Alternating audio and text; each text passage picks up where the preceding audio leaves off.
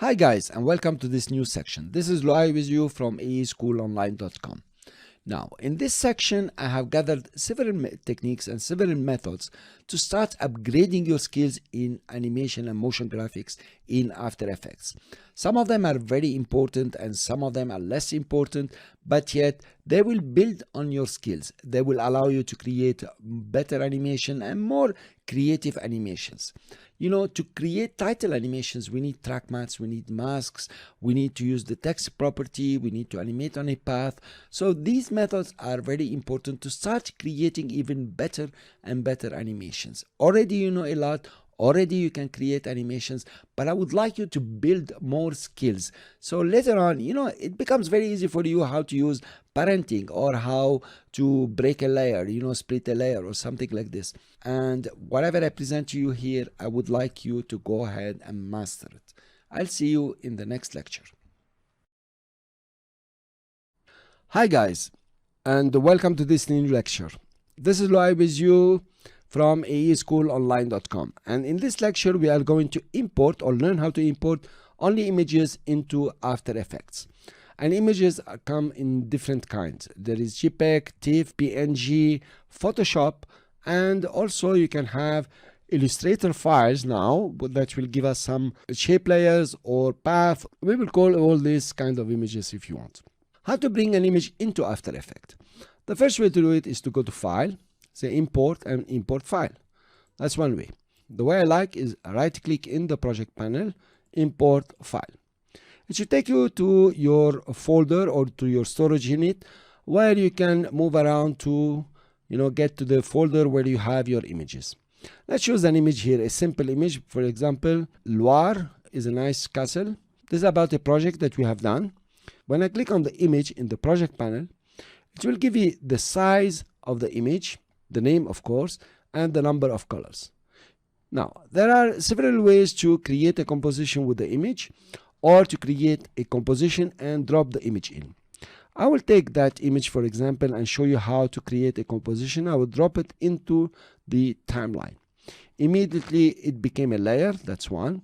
It created a new composition with the same name. And of course, the composition and the image have the same size. Now, if I click on the composition, I can see the information of the comp.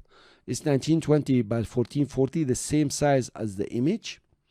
And also, the time here is 7 seconds and 21 minutes. This is because of what I have used before. The last composition I have created, 25 frames per second. You can come and change the composition setting, for example, and put it at 5 seconds, for example. 5 dot is 5 seconds.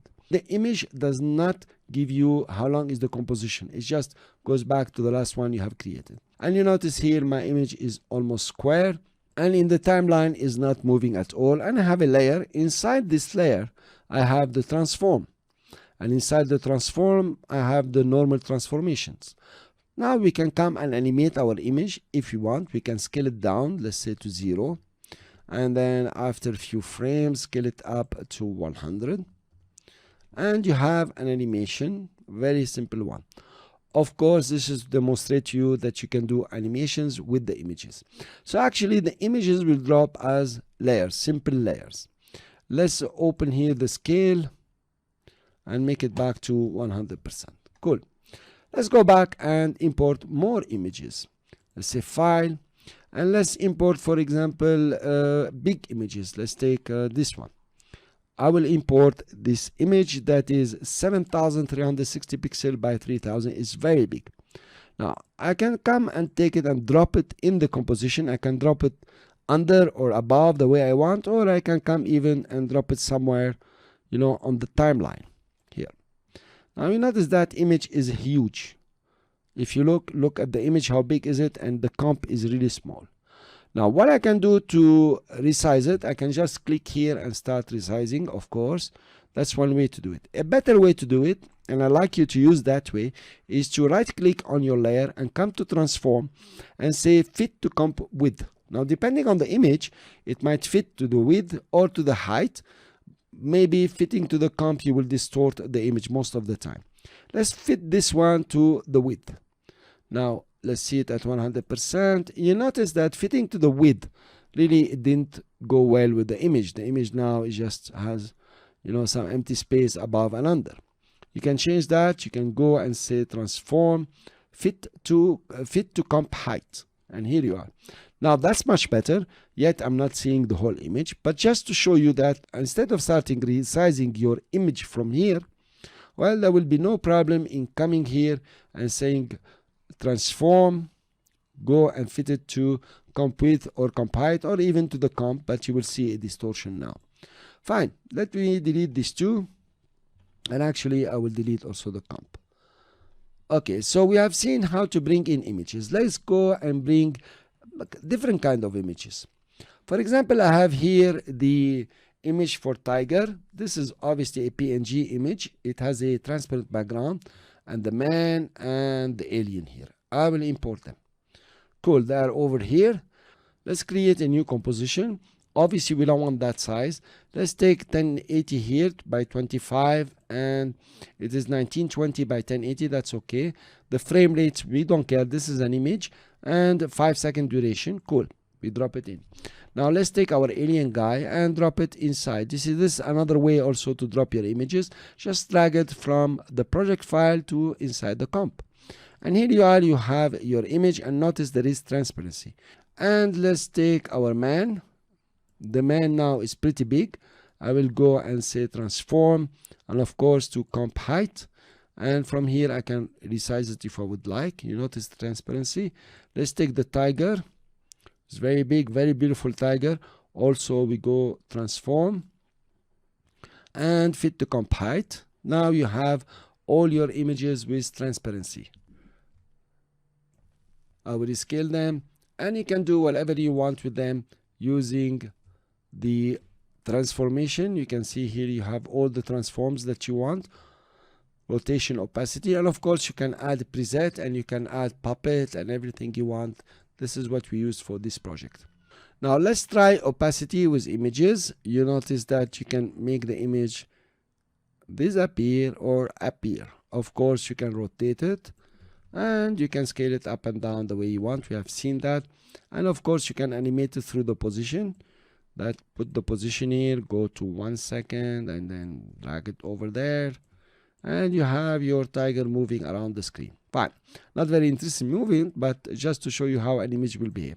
Now all images will behave very nicely with you, provided they are good quality. One thing not to do: if I have my tiger here and I will come and say reset, for example, you notice my tiger is very big. Please don't scale it up. You will lose resolution, and when you make a movie, it's also will render badly, and you will not have, that's an excellent image by the way, you will not have good resolution. Sometimes it can work like this case where the resolution is highly extra for this image.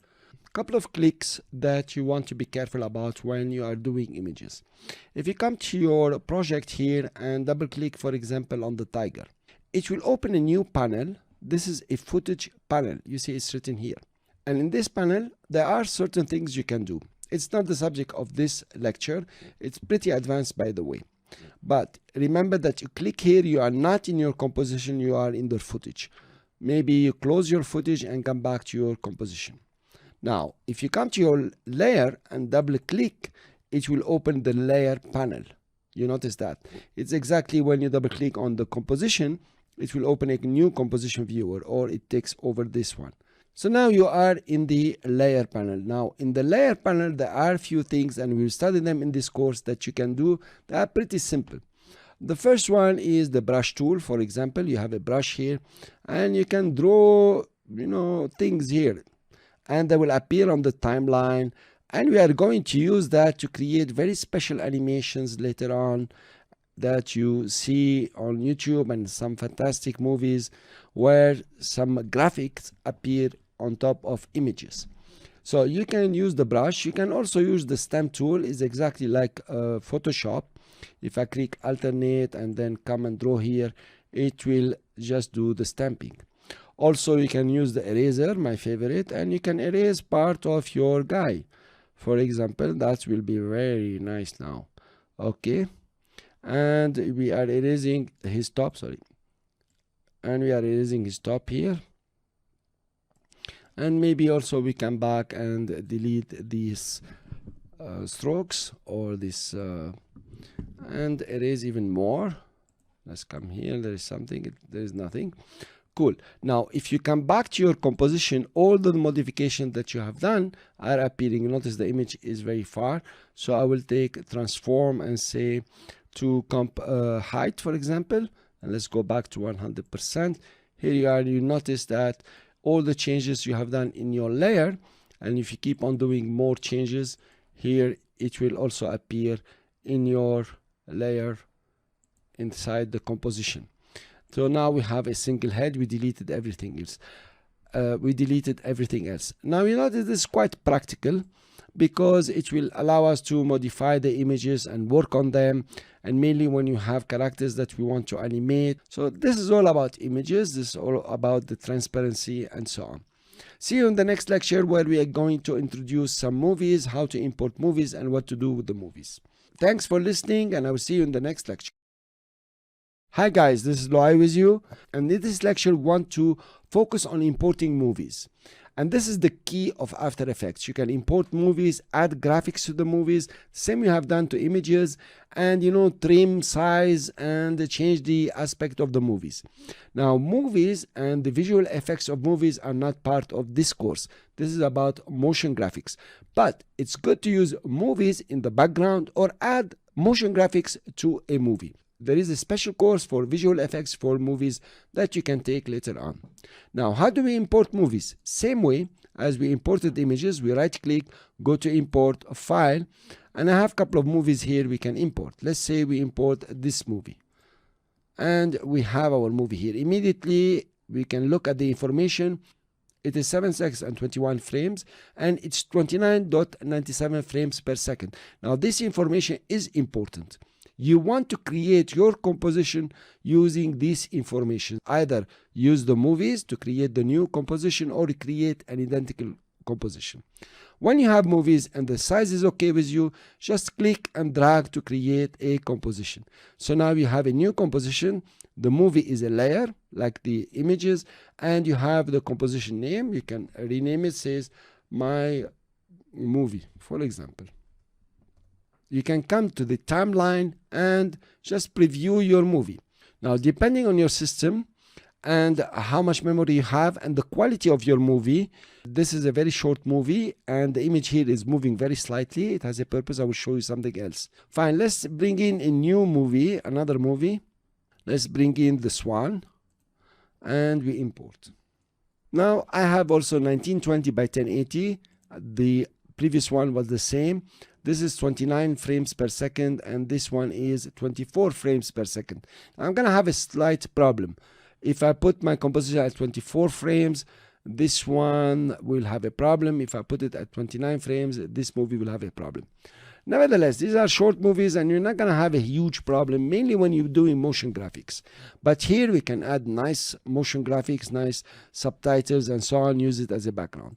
Let's take this one, and we can also drop it above or under the previous movie, or just drop it in the timeline here. Decide at 2 seconds, for example, at 1 second. I can come and just drop it here. Of course, it's coming down. Let's move it up. So we play. And now, depending on your system that you've seen here, it will render and you can see your movies.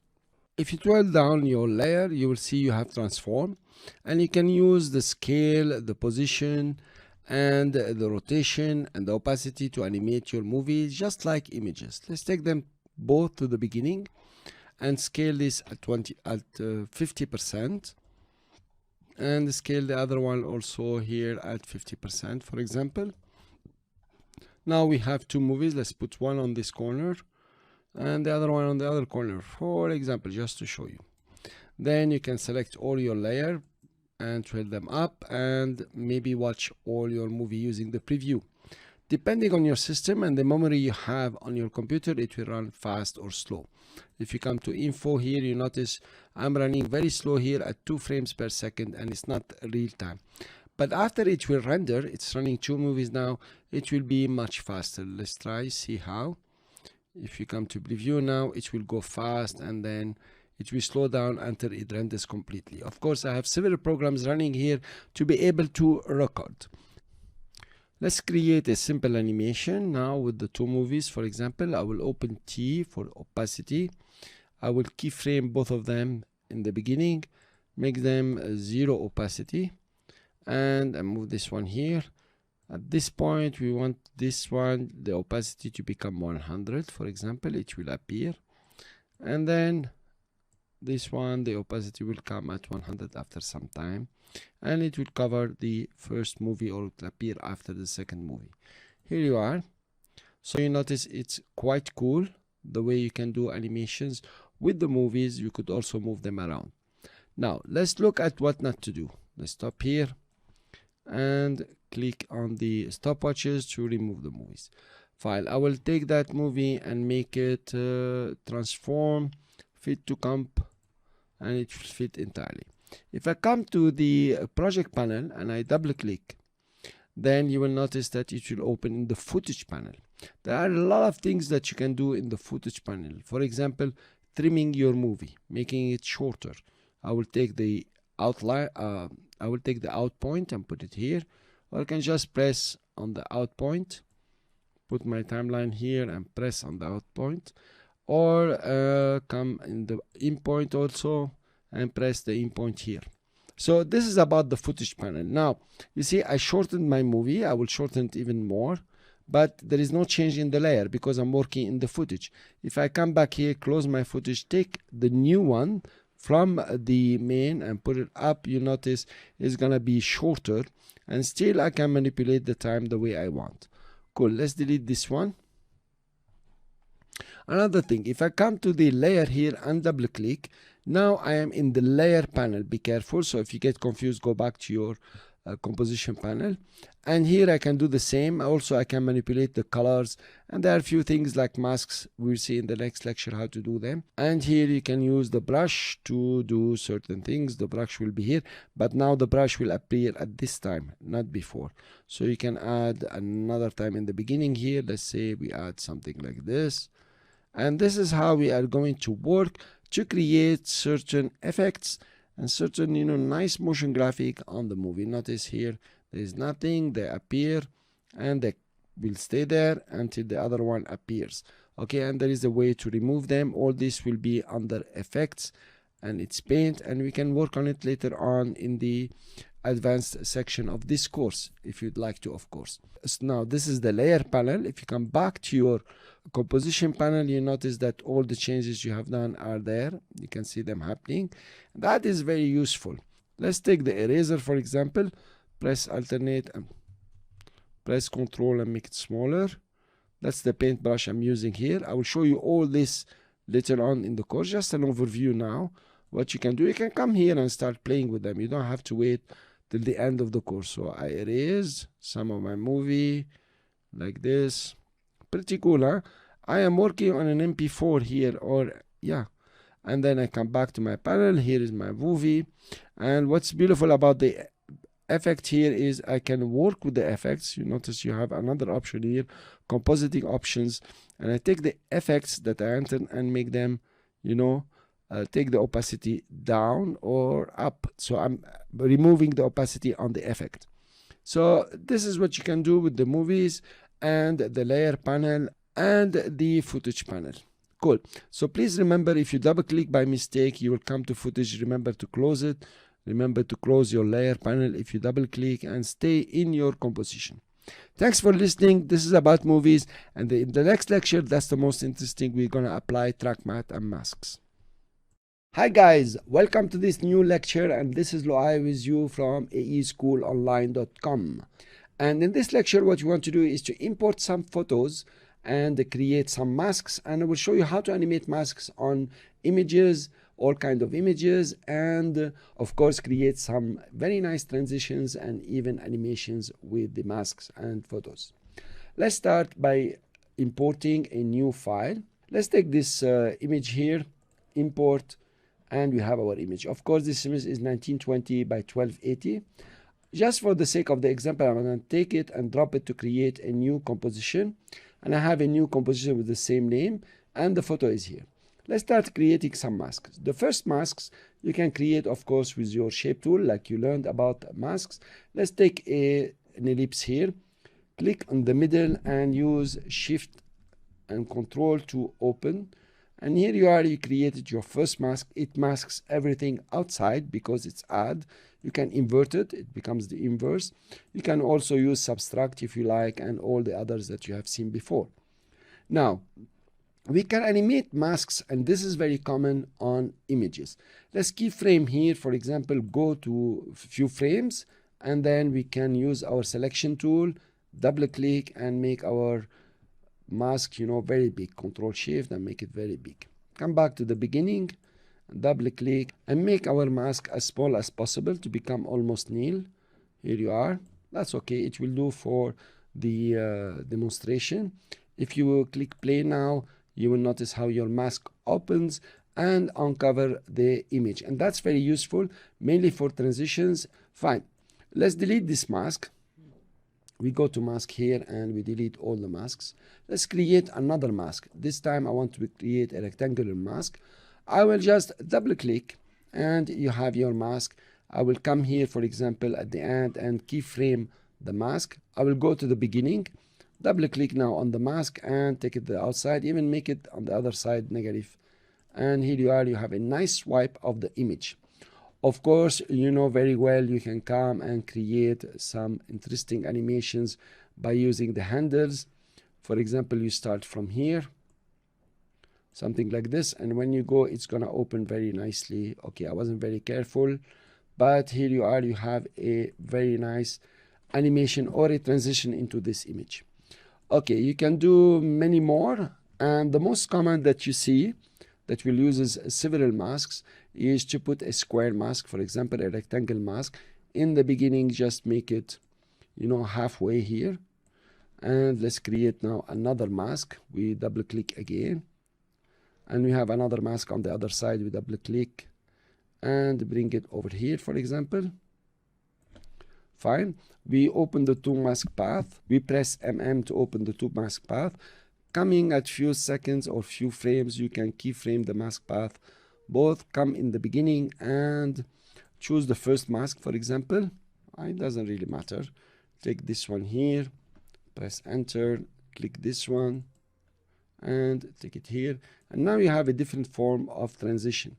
What's also nice here, you can just, manipulate the points, make it like this, and this one this way. And you have a brand new transition that is quite cool. Another usage of mask, for example, let's delete these masks here. And we have our image. We delete the second mask. Let's zoom in and let's use the pen tool to create a mask. For example, I want just a tower here. I will be quite speedy and not very accurate in creating this one, just to save a bit of time. And you're creating here a mask with the pen tool that will help you to delimit what you want from the image. For example, let's say we want only this part here and like this. Okay, I've been quite speedy doing it, no precision. Now I have just the part that I need, and of course I can come and start creating all kind of animations on this image. Let's say for position, you can keyframe it here and move down the timeline and put it here, and then your tower will just be moving around. So this is what you can do with masks, and it's very important. Now the only way to train on this is to do animations, and the best animations you can do are the ones that are really meaningful to you. Now I showed you about transitions, and this is very important. Thanks for listening. This is about masks and images. It's pretty simple, pretty easy, but the applications are very many and very useful. See you in the next lecture. Hi guys, in this lecture we are going to explore how to use masks on videos or movies if you want. I will right click and import new movies. I have few of them. For example, let's take this sailing boat here and we import this one. Of course there are multiple choices, but I will show you some here. This is an NTS file, by the way, and the size is 1920 by 1080, which is okay. I can take it and drop it. One thing I want to show you here, you see there is the sound. So this video has sound. I can put off the sound from here, or when I'm playing, put the sound off. I always have the sound off here because it will render faster and it will play with me. So let's play here. You notice how the boat is coming from one side to another side. That's pretty cool. Let's create a nice mask here. I will use the rectangle, for example, and create just a simple mask that will take only the boat in consideration. Now you have a mask on a movie where you have only the part that is interesting, that is moving along. Cool. Of course, you can animate this, but you have to be careful when the movie is moving. You don't want your item or your main shot in the movie to disappear. For example, here we can do a nice animation. We keyframe the mask here. We take our selection tool. Let's say double click and put it here. And when the boat is moving, we can count to 1 second or even more, 2 seconds, 3. Yep. I can double click and bring the mask to the outside, let's say to here. And now if you play, you see that we go back from the beginning, we play, and you see that the mask is moving with your boat. We are not doing tracking or anything else. We're just playing with the mask. Okay, guys? So that's pretty interesting here. Let's delete this mask and create another fresh mask. For example, I want to create now a mask that will say just a portion of the movie. I will bring in a new movie, a new MP4. I will use the one in the park, this one. So let's put this movie in the timeline. We can just hide this one above. And you see here I have the boat. So I want only this boat to be showing. I can come and use the ellipse, for example, and click and make it bigger. And then come to the selection tool, move it to this side. Now the movie is within the mask only. Cool. I will show the first one. So I can take this one above. And now I have a picture-in-picture, PNP. And you see that both movies are playing. One is within the mask and one is just a boat plain movie. So these are things that you can do with the mask. Also, within the mask, let's delete this one. You can create animations. I will choose my layer, make a rectangular mask, and of course keyframe it here after a few seconds, for example, not even a few seconds, even less here, and take this mask and I can just use this and make it here and bring it smaller. Start from a corner, and here you are, the mask will open and your boat will show. You can use the pen tool now to create a mask on a movie, and that's pretty interesting and pretty hard also. Let's take our pen tool now and create something, funny. Of course, we are not doing tracking, we are not doing anything fancy. We are just trying to get the boat on the other side and demonstrate how we can use the pen tool here. So now we have the pen tool here that has created a mask, and we can play this within our mask. We can play the movie. And this is all about masks. It's pretty simple, pretty easy, and you can play with it as much as you want. Of course, masks are used a lot for transitions and other work. When you use visual effects, masks are very important and they will do you a great job. So this course is not about visual effects, it's about just motion graphic, but we need to mention this. We need to learn how to put a mask. We can use the feathering here and work with it so we can crop any movie we want or limit the motion of a movie for a certain period of time. Thanks for listening, and I will see you in the next lecture where we start a totally new topic. Hi guys, and welcome to this new lecture. This is live with you from aeschoolonline.com. Sometimes changing text on the screen is very important without any animation. But also you don't want to create 10 layers of text. You want one layer and you want that text to appear. For example, the name of some stars in a movie, or I don't know, the cast, or things like this. In this lecture, I will show you how to change the text without creating additional layers and without creating any animation. And also we'll look at hold keyframes that are very important, just another practice. So let's create a new composition. We come to the project panel and we create a new composition. Let's give it a nice background. This will do. We don't want it 1920. This is good for movies. Let's go back to our normal HD TV 720 by 25 and it will be 1280 by 720. We give it 5 seconds. That's enough. Cool. Now we have our composition here. Let's view it at 100%. So I have few names here I want to get on the screen. Let's call, for example, casts. So we have a series of casts, or the people in the cast, whatever you want to call it, that we want to, show the names down there. Let's reduce this font. Let's put it to 120. That will be okay. Fine. So I will start by typing my first text. For example, the first name will be Joe Lope. Okay, that's a nice color. We'll leave it here. Then I will come to paragraph and make sure it's centered. And maybe also I can align it in the middle of the composition like this. That's cool. Okay, now I open the text here. I will twirl down and I see text and I see source text. What I will do, I will keyframe the source text. Go after 1 second and simply double click and change the name. Let's say Brenda Itzy. That's a nice name. Okay, and then also I could change the color. Let's take it back to white. I'll go to another 1 second and change the name to George Marini. Okay, I'm inventing names. I hope you like them. Then go another 1 second and change again, called Delphi Matt. Okay, so now we have our 4 names and we have all our cast listed. If I play, you notice that it is changing. Cool.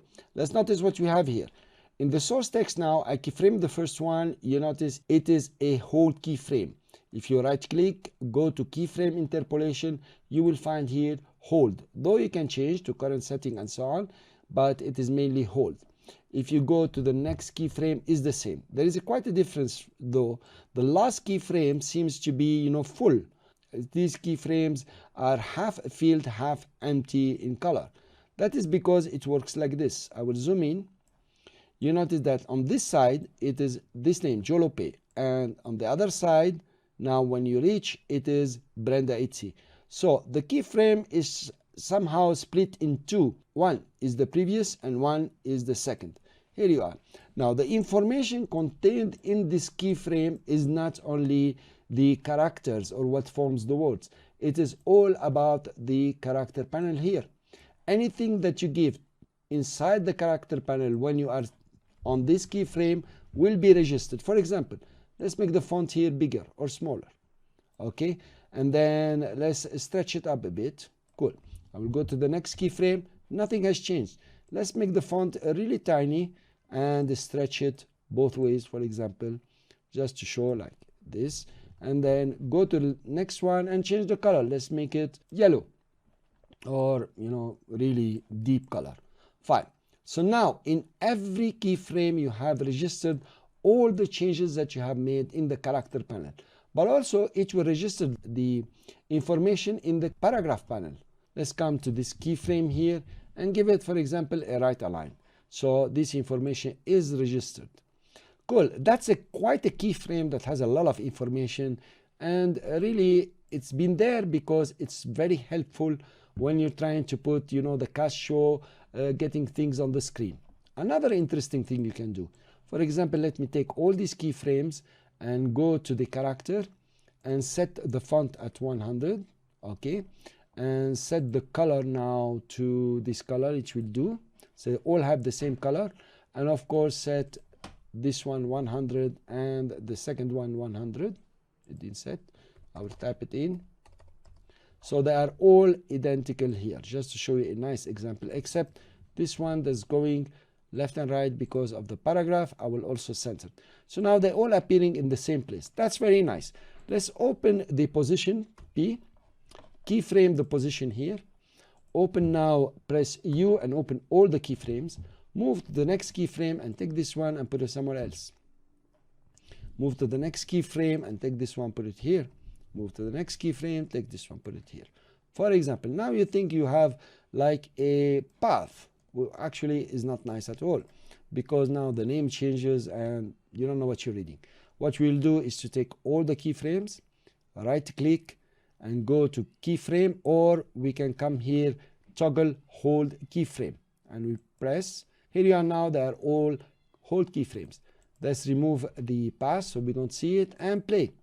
You notice how it is jumping here changing names, and of course you could have changed fonts and did a lot of tricks here.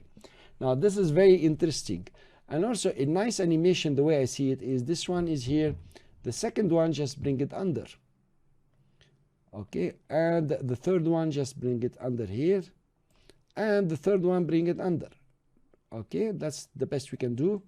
We cannot align keyframes, of course, so let's look at our animation. If we deselect here 1, 2 and 3, and it's coming out, or 4. So that's quite some animation if you think about it, and it's very useful. If I were to do that with layers, I will have 4 layers and quite some keyframes. I need to adjust the layers and tiles them and so on. You can do another animation here. For example, this is welcome, and I will remove all this, come to the second one, to our, go the second one here, company, and we go last one, special, okay, I'm putting any text now, special prices. Give it good timing, it's really nice. So welcome to our company, special prices. Of course you can give it more meaningful text. I'm just typing anything almost. Welcome to our company, special prices. Now also you can later on learn how to loop this animation over and over again without having to add more keyframes, of course. Welcome to our company, you know, repeating itself and so on. That will be for the future in the advanced section a bit. So here you are, you know everything about source text now, and please come and use it, and you can also use it with the other animations. See you in the next lecture. Hi guys, hope you're doing well in this lecture, and I hope every lecture before you have gained a lot of knowledge and a lot of experience, and you are on the way to become an expert animator, and I'm here to help you. Please remember that any questions you have, just post them in the Q&A section of the dashboard of this course, and I will be here just to help you out, to answer all your questions and to give you the utmost benefit from this course. And in this lecture we are going to explore how to put text on a path, not a motion path.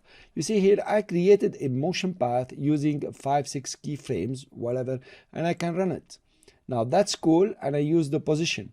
Well, what happens if I want to use the position for something else, and yet I want my text to be on a certain path? How do I do that? Let's do it together.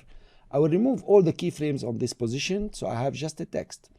I will come to the pen tool, and I choose my layer, of course, and I start creating a path. I will click again and move, so I create this curved path. It will need some adjusting later on, okay, and something like this. Fine, I can come and adjust this point and so on. So this is exactly now what I have created is a mask, and of course you have the position it was appearing. If I twirl down the mask, I have mask 1. Let's go back to our text. If I open text, I will find source text, we worked on that, and we have path options. If I open, see none. Where do I get the path from? I will get it from the mask. Notice none, and I can choose now mask 1 to be the path for this text. This option is only available in text. Now several other options have shown up. There is reverse path, where it will reverse the path. Notice that I started my path from here to here, so if I reverse the path, it's gonna come on the other side, but it will take like my path have started from here.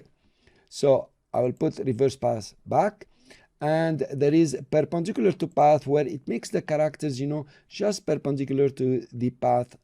I go back to fit, I will remove perpendicular, and there is a force alignment, which we are going to see in a moment, and there is first margin and last margin, and you notice all these attributes or properties are keyframed. In the first margin, you just move your text on the path from the beginning to the end, anywhere you want. Last margin will operate the same, but combined they will make a very nice animation. Let's start simply. Let's start with last margin being at 0. I press shift and take the characters or the words outside. Notice that if I go out of the path, it will go just in a straight line. So I'll take it outside the composition just for the example. I can keyframe here, Come, for example, after 2 seconds, so you can see it slowly, and bring it in. I'm pressing shift so the values increment very fast. Let's say it stays here. Then I can come with my selection tool and adjust my path, for example. That's pretty convenient and much more convenient than having a motion path with keyframes. You notice what's happening. Now I want it to come here and I have it like in a straight line. Let's bring it back, take this point and make it straight to the other one. Yes, cool. So you notice no keyframe has been put here. So now I have my animation. Let's put this one back more. Cool. If you run a RAM preview, here you are, is pretty cool and pretty nice. So here you are, you have your animation on a motion path. That's very nice. So how do we create a motion path to recop? We create a mask using one of the pen tool or the shape mask. We'll see that now. And then we put the path on the mask and we choose mask as the path. And then we have the first and last margin, which we can keyframe. Fine, I will delete these keyframes. In fact, what I will do, I will delete the mask totally. And now I have a fresh new one. Let's create a different mask here. And I will show you how to use the last and first margins. I will take the pen tool and create a simple mask here. And we are going to make it straight. So I press shift and here it is. Then I'll take the path here and put mask 1. Now what I will do here is to start with force alignment. I will just force the alignment and it's all over the place now. It's all over your motion path.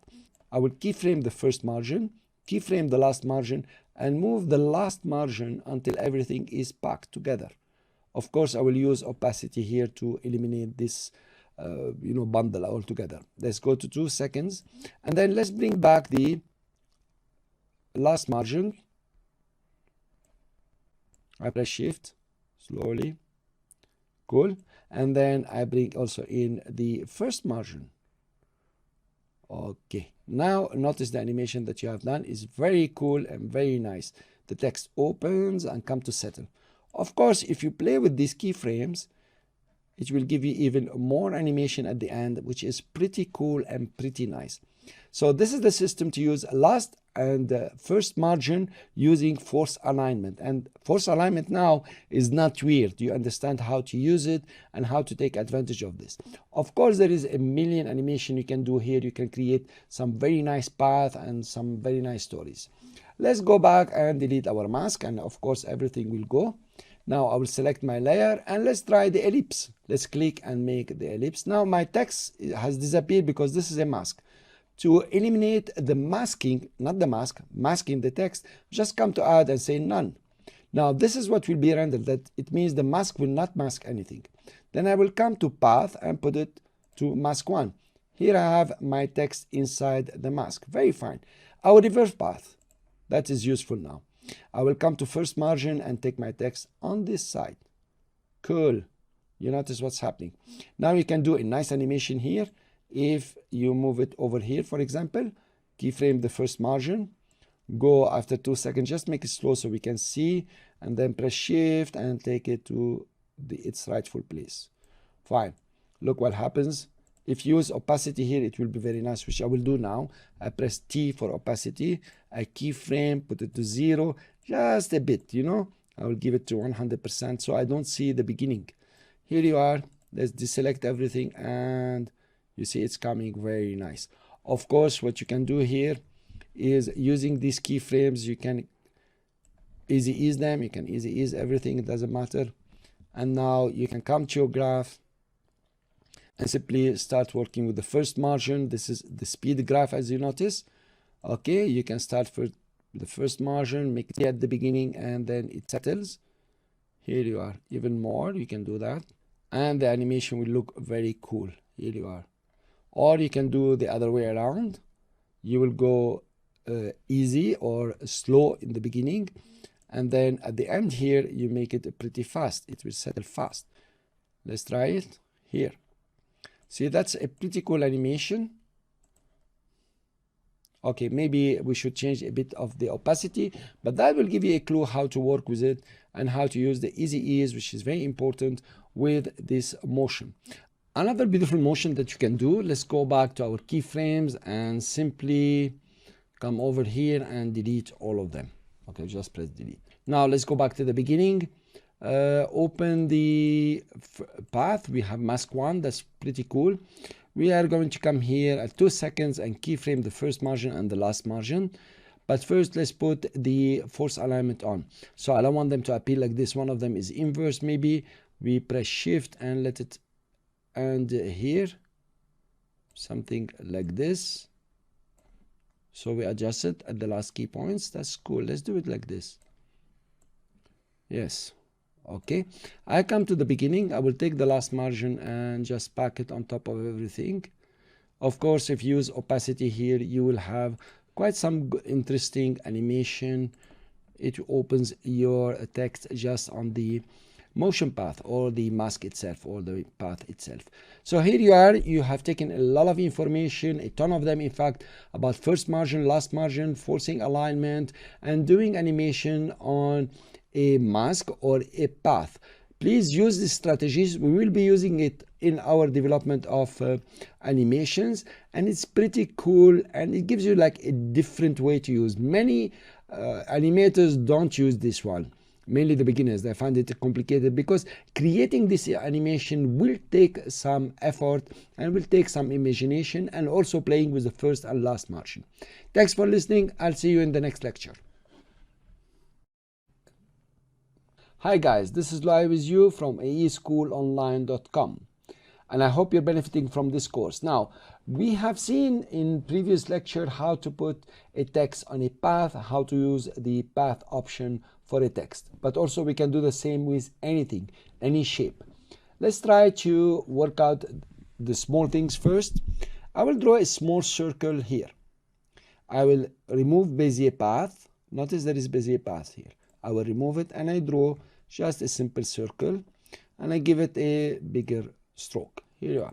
Now we have our circle here. I will press Ctrl, Alternate and Home to bring the anchor point of the layer in the middle. So now I have it centered, the shape within the layer.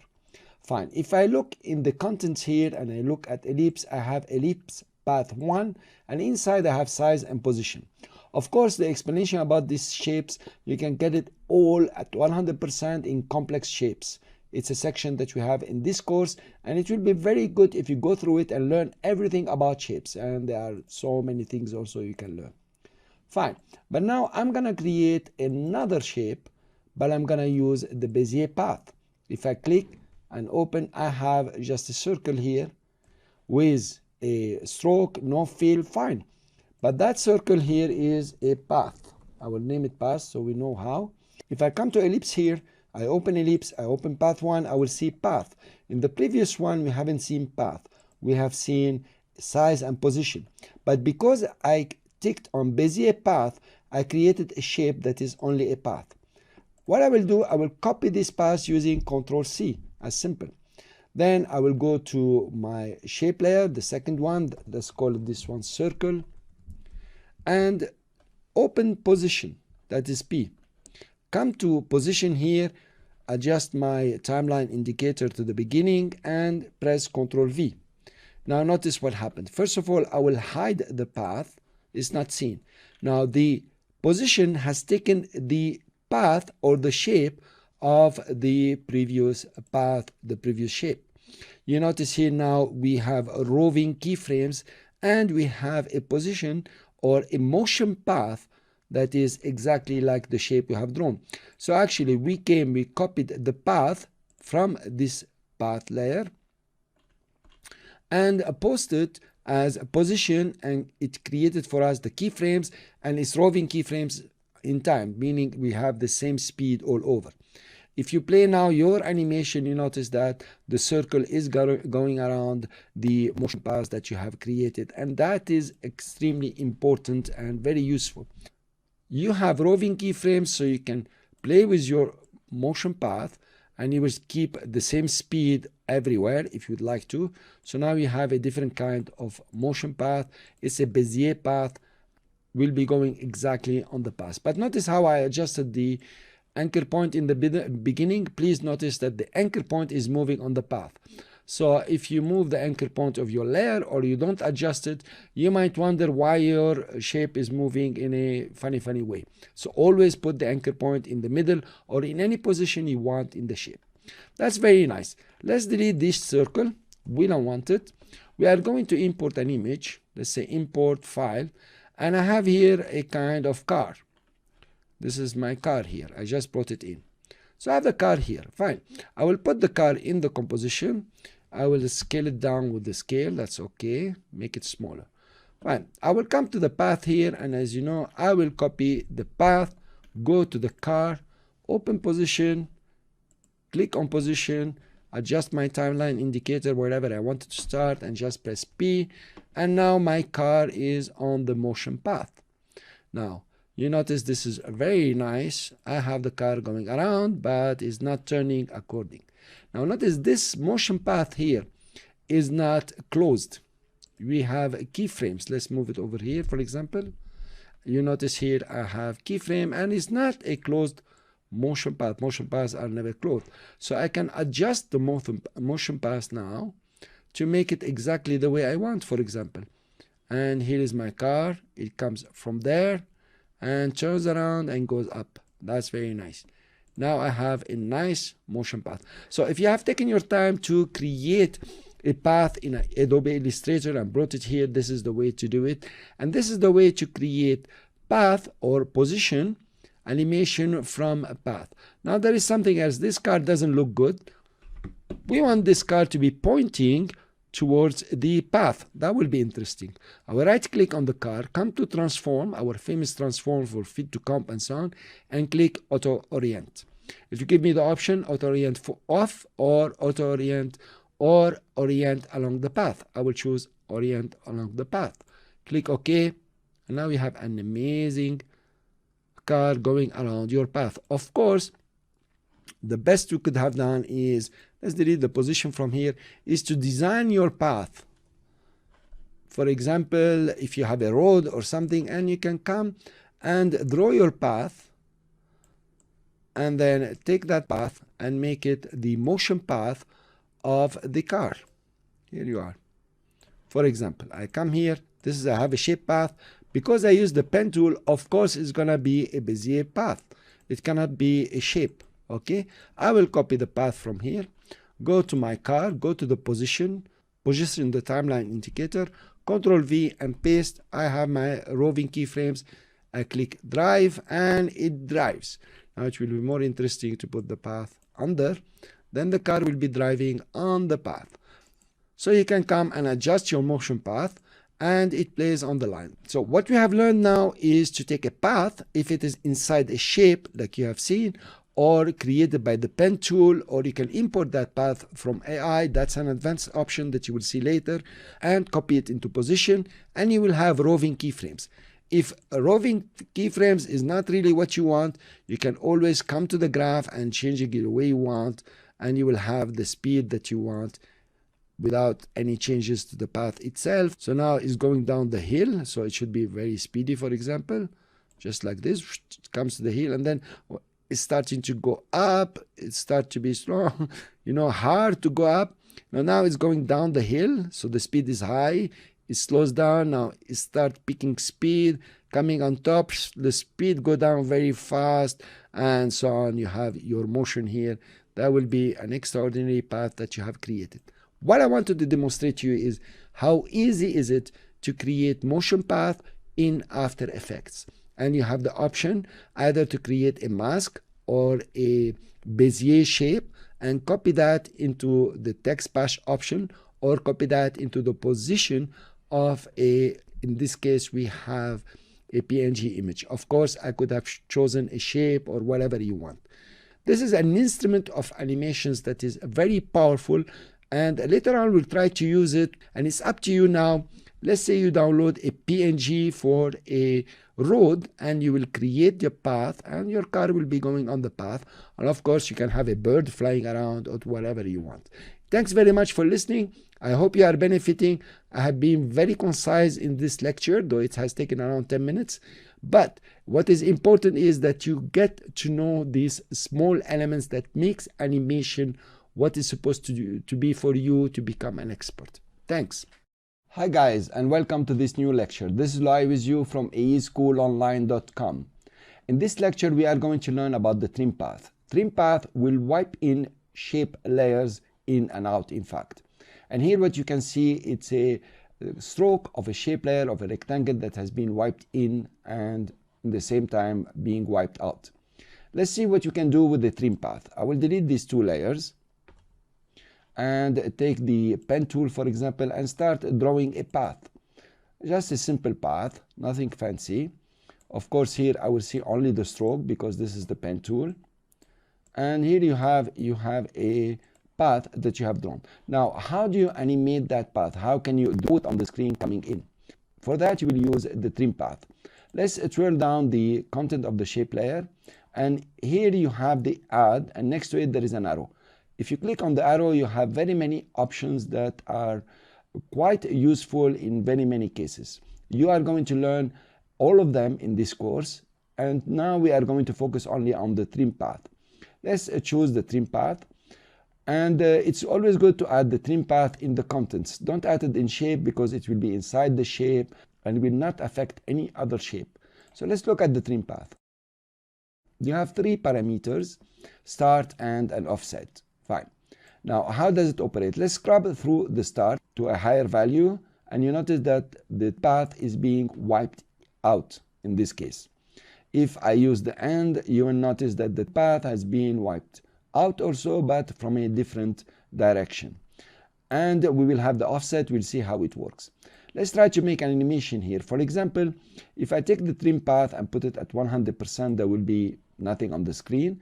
I can keyframe it and come to 1 second, take it back to 0. So we're working here with the start only. If you play your animation, you notice that your trim path is coming from the right side, or its end if you want. This is how start operates. Now let's remove the start from here, and we remove the keyframes, and let's work with the end. The end will work the opposite way. So if you take it to 0%, for example, you keyframe it here. After 1 second, you take it to 100%. Here you are, you will see your path being wiped in from the left side or the beginning of the path. Fine, let's do some interesting animation. First of all, we can have the line being opened. That's an underline. A square opening, for example. The circles being wiped in and out. Of course, we are working only on the stroke here.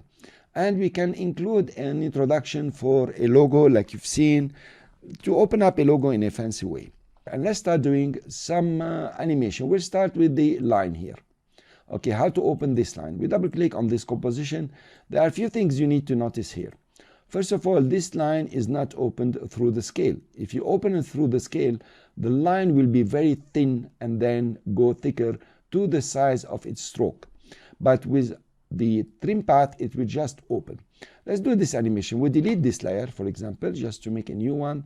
We click on the pen tool, we click in the beginning, and then we click in the end, and you have your line. Of course, you can change the stroke and you change the color. Let's open the content, and in content we want to add a trim path.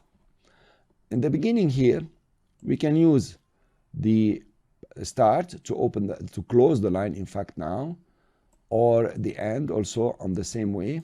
But if, let's say, put them at 50% each, it's pretty easy, by the way. You notice now that it completely disappeared because the start has wiped 50% and the end has wiped 50%, so there is nothing left here. Let's keyframe them, and if we go to 1 second, we move the start to open and we move the end to open also to 0%. Here you are, you have a very nice animation. Of course, you can come and play with the easy ease to make it even more interesting. You can just select the 2 keyframes here, and we are now into the speed graph, and just make it, for example, speedier, just like this. Okay, that's one way to do it. If you notice now, it becomes a bit more interesting. Cool. You can come here and make it more interesting, playing with the keyframes, playing with the graph, and so on. What's important now is to learn about the start and the end. Let's go to our next composition, and this one will allow us to open a rectangle here. So of course we're going to use the trim path, and we open the square composition. Here it's opening the square but stopping at a certain distance. How can we do that? Let's delete these two shape layers here. Draw a rectangle. Now we are going to draw a perfect square. That will be easier. And position it, for example, here. That's cool. Let's add a trim path in the content. And when you open here, you see there is offset. Now, the trim path starts from what we call the first vertex. The first vertex for a shape layer only exists when the shape layer is a Bezier shape. This is all explained to you inside the complex shape section. Nevertheless, now we can start working with it. So the start will start from the corner, and the end, of course, will start from the same corner.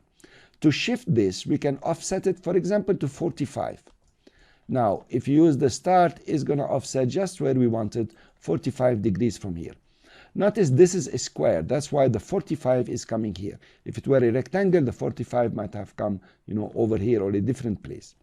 So let's start. Let's say this one, we make it 6%. So that is the end. That's cool. And then this one is 94%. Cool. We want it to stop there. So we come to 1 second and we keyframe the start and the end. Let's go to the beginning. Take the start to 50%. That will be enough. And take the end also to 50%. And here you are, you have it. It opens and it comes to the limit. Now, this is very cool as animation because you can come to the school online, for example, add a mask. And as soon as the rectangle is about to close, you can just move the mask. If I keyframe it here, just before it closes, and go backward maybe, and make the mask just like this. So here you are with a cool animation. Okay, the mask is too speedy. Let's make it longer. Fine. So you notice you want to sync them together and they will be quite useful animation. And this is very much used in introducing headlines, lower thirds, or whatever your imagination can lead you to. Let's go see what we can do, for example, with the circles. Here we have a circle opening. That's quite nice. And we know about the dash now. We can do this with the trim path. Let's open the circle. And we have here two circles opening. Let's delete these two shape layers and create new ones. And we go to the ellipse, click, Control and Shift, and open up. Fine. We can press Control Alternate Home to center them. And we move it to the middle of the composition, for example, if you'd like to. Let's introduce the trim path here. I will go to Add and add a trim path. Now, the trim path for a circle, we just wipe the circle in and out. By the way, if you have a fill, for example here, it will also wipe the fill. But that is so ugly that usually it's not used, except in very special circumstances if you really need it. I usually don't like it. There are other wipes in the effects and presets that are much more interesting. So let's remove the fill. And you have here the wipe coming from the beginning till the end. Fine. Let's go to 100%, keyframe the end and keyframe the start. Go to 1 second, for example, and get the end to come over here, and we get the start also to come over here. Now, of course, nothing happens because the values are swiping each other. But if you select these two keyframes, the lower keyframes of the end or the start, you can do that and move them. You will see that it will wipe in with the end and it will wipe out with the start, or vice versa. Here you are. You can see the animation. Now, that's cool. Of course, if you choose the last two keyframes and make it speedier, it will give you a different aspect. Now, let's duplicate the shape. And now we have two shapes exactly on top of each other. Let's press U. And the second shape, for example, we press Shift S to get the scale. And we make it bigger. So now we have the two shapes coming in. Cool. Then we can take the layer and move it aside. That's fine. And take the last keyframes and move them, and also move these two keyframes on this side. You see, we just play with the keyframes and you will have something totally different. Of course, you can come to the shape layer, go to the ellipse, go to the stroke of the ellipse, and add some dashes here. You add the dashes, you add a gap. Let's see how it's happening. Fine. And we make it a round cap. So we have dots only. Make it small and make the gaps bigger. So now we have a dotted line that is coming in and out. So what is the principle here? It's pretty easy, but when you're doing lower thirds, you're doing titles, you're doing motion graphics, the usage is very wide. You notice now you are playing with the keyframes. You can easy ease them. You can move the layers to create even more animations that are pretty interesting. Let's duplicate this layer again, and we open the scale of this layer and make it even bigger. Let's go to the gaps in the content. We'll go to the ellipse and the stroke and find the gaps here, the dashes, and reduce the gaps, for example, or increase the gaps. Cool. So now you have something else, and of course we can move our layer to a different time and they will come out very nicely the way you want them to come out. You can download this project and see how I have done this animation here, which is multiple squares, and it's a very fancy animation, but it's very easy to be done. You notice how I duplicated the layers and just scaling them up and down. Every layer is scaled up on the other one, and you have the logo that's coming in. So please download the project here. It's called Trim Path, and try to see how this is done and try to understand also how you can manipulate this to make it even much better. See you in the next lecture. Hi guys, this is Loai with you and welcome to this new lecture. In this lecture, we are going to understand about parent. I will explain to you how to use it, what is good parenting and bad parenting, if you like, and how parent will become extremely powerful when used with the null. In fact, null always required parent. So it's important to understand this very well. Don't make it like, okay, how I'm going to use this. I will show you a lot of applications when we're doing the null object. For now, let's focus on parent and create some children or make some children. I will delete this one. Let's get away from the usual rectangle and circle. Let's do something new. Let's import an image like file, and I'm gonna get the car here. Yeah, I like the car.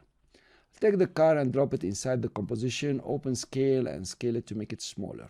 Now we are going to animate this car. Let's create a motion path for the car. We come to car, press position, keyframe in the beginning, go to 1 second and move it. Then go to 2 seconds and move it again. Go to 3 seconds and move it back. Okay, that will do. We can adjust our path, but that's okay, that will do. So the car is gonna come from here and move along. Of course, we can make it rotate so it follows the path, it's point to the path, but that will be enough. Now this is the car. I'm gonna draw a circle around the car. I will come and use the ellipse tool, position my mouse in the middle, press F2, deselect, click, use Control and Shift and open the circle. Fine, I'll take the circle and put it under the car. Let's call this one circle. Now, what I want to do is, wherever the car is going, I want the circle to go. Now, of course, I can come to position, copy the path from here, and paste it inside the position of the circle. But then if I change the path, everything is going to change. The easiest way to do it is to parent the circle to the car. How do I do that? You don't see parent here, then right-click and go to columns and say, or tick on parent. It will appear. Usually parent always appears. I remove it. I don't like it here, taking the space. I will use the pick whip here for parent and point it to the car and then release. I have now the circle parented, if you see parent here, to the car. I would have clicked here also and chose car. Now, wherever the car is gonna go, the circle is going to go. And that's pretty awesome because now you notice the car is shining all over. You notice how the anchor point of the circle is just in the middle. I press Control, Alternate, and Home, and bring the anchor point of the layer in the middle of the shape here. So now, wherever the car goes, the circle will go. So actually the circle is parented to the car and it follows the position of the car. There are only 3 transformations that you can parent: the position, the scale, and the rotation. No other transformation can be parented as far as I know, and I'm sure of that. Fine. Now we have our circle, but that doesn't mean that this is the only animation we can do. We can give animations to our circle. Let's add some dashes to our circle. If we come to dashes, click plus, and make them round cap. Here, round cap, put them to 0 and increase a bit. Yep, and increase the gap. Cool. Now, if we run the animation, you notice that the circle is not moving at all. What I will do, I will come to circle, press R and give it a rotation. I will rotate it here at in the beginning, come to 4, wherever it goes here, and give it, let's say, 2 rotations. So notice now the dots are gonna start moving with the car. So the circle is following the car, and then the dots are rotating. The circle is rotating, and it will stay rotating even if the car stops. So the child can have its own animations, which the car is not involved in. You know, like it's like parent and child. The child will go wherever the parent can go, but also the child can run away and the parent has to follow him sometimes, not always. Fine. Let's take the circle here. Let's position here. Press F2 to deselect and draw a circle just above here. Also press Ctrl Alternate Home to bring the anchor point of the layer inside the circle. So let's say this one, we call it C1. Okay, I'm gonna duplicate C1, make it until C4. I will take C1 or C4 now, put it here, C3 put it here, and C2 put it here. Okay, fine. I will choose C1 and C4, all of them, and I will pickwick them to circle, not car, circle. So I want them to inherit all the animations of circle, which is for now rotation. But they are not connected to the car. It's circle that is parented to the car. Now, if you run your animation, you notice that the circles are moving, C1 to C4 are moving with the circle, rotating, and also are moving with the main parent, which is the car. So now you have a grandparent. Circle is the child of car, and C1 to C4 are the children of circle. So like car now is the grandparent of the circle. That's funny. Now, parent is pretty powerful. If you use it with null layer, like I said, you will see it in the next lecture. It will give you a lot of power to create animation. If you just blur everything, it's gonna be a very nice animation. Let's start from here. You notice you have a flying car. Of course, if you were using special effects here or visual effects, we could make this one like a light coming in, and these guys also, you know, like rotating. So you have a flying car somewhere, put it on top of a video, you have something extraordinary. What I would like to do, let's say when the car is here, for example, I want a rectangle to start moving with the car. I want it to appear before, but I don't want it to move. For example, I'll put the rectangle here. That's a nice rectangle. And when the car starts here, I want it to move. When the car is not here, it is before, and I want it to move. So let's press Ctrl Alt and Home to put the anchor point in the middle of the rectangle. Cool. So the best way, you think, like when it is here, I can start parenting. If I do parent to the car now, it will work very nicely until it starts from the beginning and is moving all the way with the car. Fine. It's true it has taken the right position, but not really what I wanted. So there is a small technique here that we can use. It's very important. Let's go to edit, and there is split layer. We split this layer. So now this layer has become 2 layers. They are both now parented to the car. So this is the first layer and this is the second layer. I will come to the first layer. I will position the timeline indicator here. Okay. And then remove the parenting. Now notice what happened. It's important where you parent and when you remove the parenting. I play, cool, it picks it up, it moves. That's pretty cool. This is the main thing about parenting. When you parent, it parents all the way. True, it will keep the position where it has parented or where it has unparented, but then it will parent from the beginning to the end of the motion of the parent itself. Fine. So by splitting the layers here, you created actually two objects. One is not parented and one is parented. That is very important and that is very useful, mainly when you're getting motion graphics inside videos. You don't want to start your motion graphics and parent it from the beginning of the video. You want to make it, let's say, a blast, a fire or something from a certain point in the video, and you need parenting. This is about parenting. Remember about the split layer. From now on, when we'll talk about parent, I'm gonna give you applications, and this is all the experiences that you can have about parent. It's pretty easy, but the applications are pretty, I would say, sometimes quite complicated. See you in the next lecture.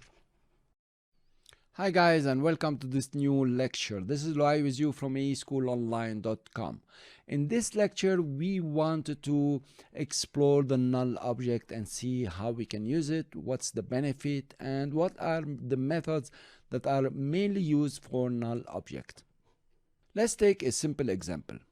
In this composition, I have 4 squares that are rotating on their own anchor points. If you select them, you see the rotation is happening on their own anchor points. Now, what I would like to do is to rotate the 4 of them in the middle of the composition. So they rotate on their own anchor point and then they rotate around the composition center. As soon as you have 2 or more layers that you want to animate exactly this in the same way, think about the null object. It will help you a lot. In this case, we have 4 layers that we want to animate in the middle of the composition. It means one single anchor point. And of course, null objects are the thing to use here. Let's create a null object. We come to layer, new, and click on null object.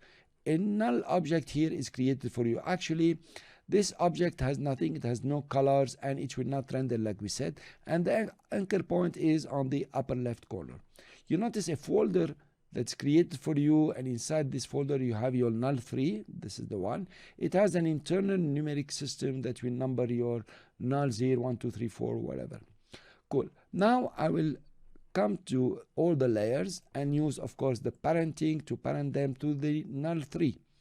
And obviously now, if you listen carefully to the lecture about parenting, you know very well if I move or rotate or scale the null, it will also do the same for the other 4 layers. I will open, for example, rotation, keyframe the rotation in the beginning, go to 4 seconds to make it slow and nice, and give it a 2 here, 2 rotations.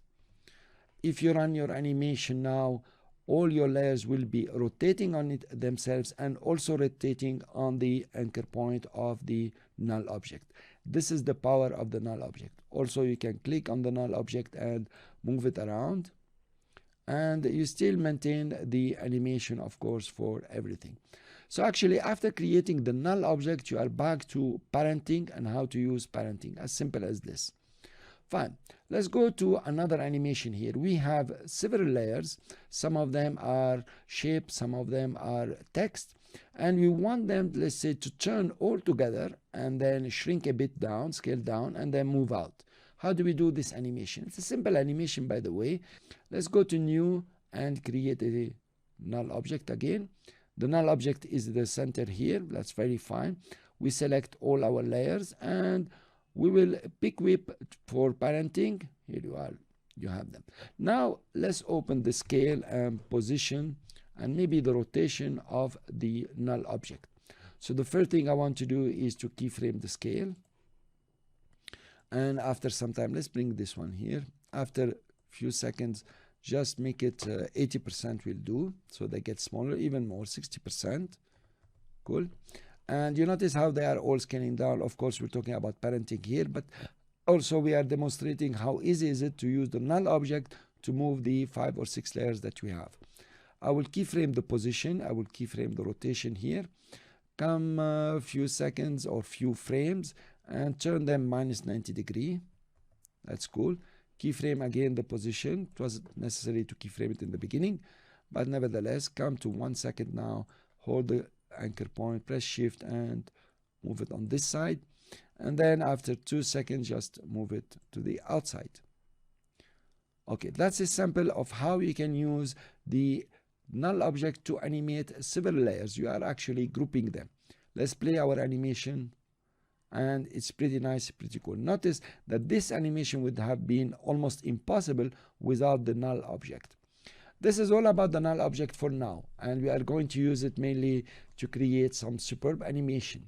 The power use of the null object will become more obvious for you when we are using 3D animation and we are doing motion tracking.